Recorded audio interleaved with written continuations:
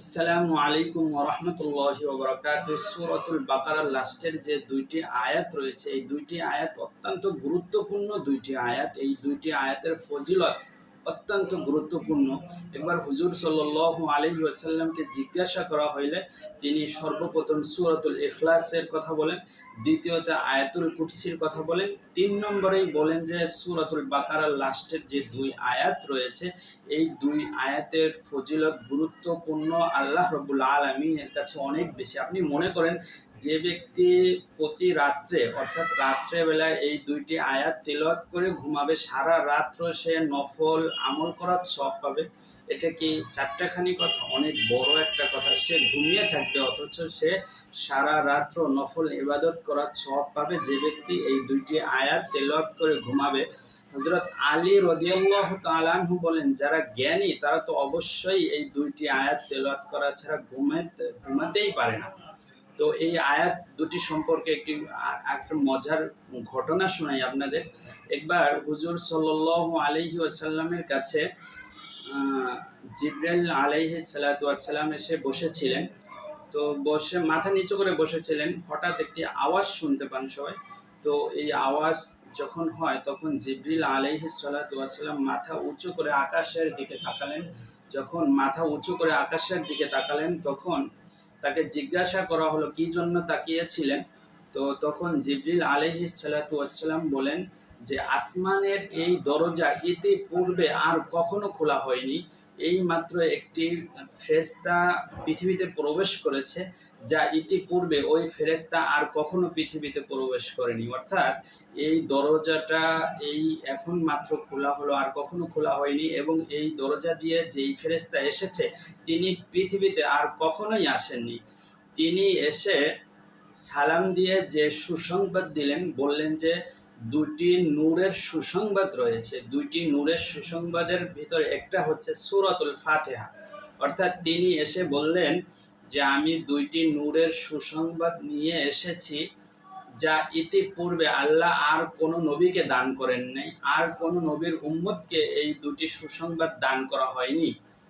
তো এই দুটি সুসংবাদ কি? একটি হচ্ছে সূরাতুল ফাতিহা, আর আরেকটা হলো তিনি বললেন যে সূরাতুল বাকারার লাস্টের অংশ। তিনি বলছেন সূরাতুল বাকারার শেষ অংশ। অর্থাৎ হাদিসের মধ্যে এসেছে, কয়েকটা হাদিসের মধ্যে এসেছে লাস্টের ৩ আয়াত এবং কয়েকটা হাদিসের মধ্যে এসেছে লাস্টের ২ আয়াত।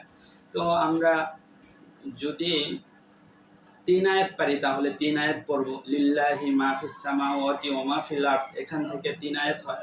আর যারা ২ আয়াত পারি তারা ২ আয়াত তেলাওয়াত করব। আমানার রাসূলু বিমা উনজিলা ইলাইহি মির রাব্বিহি ওয়াল মুমিনুন। তো আয়াতগুলো এখন আমি আপনাদের পড়ে শোনাবো, খুবই মনোযোগ দিয়ে শুনবেন। আর যারা এই আয়াত পারেন না তারা শুনে শুনে মুখস্থ করেন, এবং যারা পারেন কিন্তু সহি হয় না তারাও মনোযোগ দিয়ে শুনেন, ইনশাল্লাহ ফায়দা হবে। সর্বোপরি এই দুইটি বা এই লাস্টের ৩ আয়াত সম্পর্কে যে হাদিস রয়েছে, আপনি প্রতি রাত্রে ঘুমানোর আগে ওযু করে আমল করে ঘুমান, আপনার সারা রাত আমল করার সওয়াব পাবেন। তো আল্লাহ রাব্বুল আলামিন আমাদেরকে এই সূরাতুল বাকারার লাস্টের আয়াতগুলোর উপর আমল করার তৌফিক দান করুক। তো মনোযোগ দিয়ে শুনুন।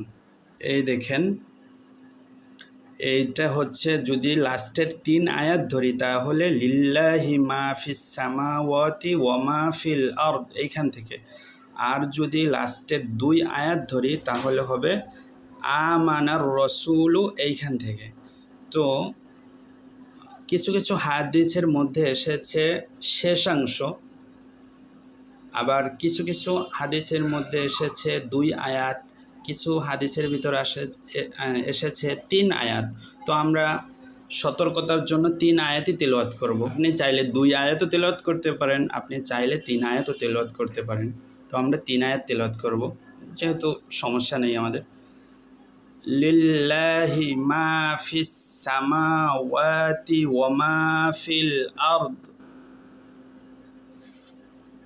وَإِن تُبْدُوا مَا فِي أَنفُسِكُمْ أَوْ تُخْفُوهُ يُحَاسِبْكُم بِهِ اللَّهُ, বিহিল্লাহু আছে, থামলে يحاسبكم به الله فيغفر لمن يشاء ويعذب من يشاء والله على كل شيء قدير آمن الرسول بما أنزل إليه من ربه والمؤمنون كل آمن بالله وملائكته وكتبه ورسله لا نفرق بين أحد من رسله وقالوا سمعنا وأطعنا غفرانك ربنا وإليك المصير لا يكلف الله نفسا إلا وسعها لها ما كسبت وعليها ما اكتسبت ربنا لا تؤاخذنا إن نسينا أو أخطأنا لا يكلف الله نفسا إلا وسعها لها ما كسبت وعليها ما اكتسبت ربنا لا تؤاخذنا إن نسينا أو أخطأنا ربنا ولا تحمل علينا